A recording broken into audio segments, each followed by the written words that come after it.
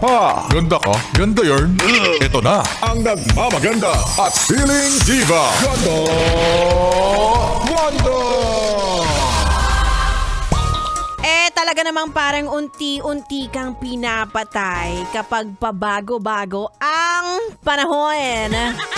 Hindi mo maintindihan, hindi mo malaman, pero alam mo, parang jowa mo lang yan. Anyway, mga Yasprat, it's me, it's your girl DJ Ganda Wanda. Kasama nyo na dito sa 101.1 Yes FM na naguguluhan na rin. 'Di ba? Kapag umaga, ang tindi ng init. Pagdating ng hapon, pagdating ng gabi, sobrang OA naman ang pagbuhos ng ulan. 'Di ba? Hindi tuloy alam ni Kuya kung magsasando siya, papakita niya ba yung biceps niya?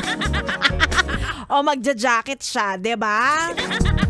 Ay nako, alam kong litong-lito ka na rin, pero dahil sanay ka na sa jowa mo, di ba, napabago-bago ang mood, wala ka na ring reaksyon at sanay na sanay ka na. Oy, alam mo, talent yan.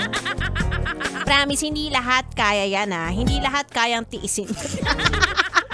Diba, sa umaga bati kayo, pagdating ng gabi, wala, mortal enemy ka na.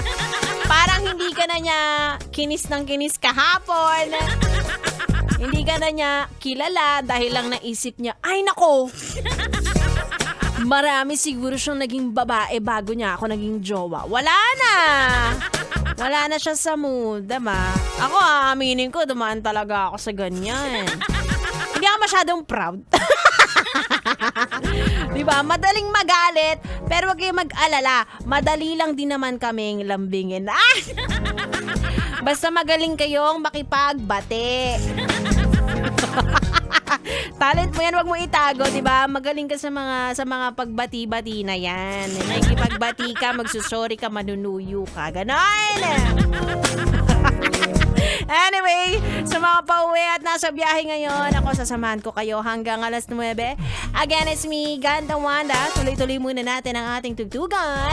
Dito na sa stasyong number 2. Taas nun. Sa Metro and Mega Manila 101.1. Yes! FM Solid.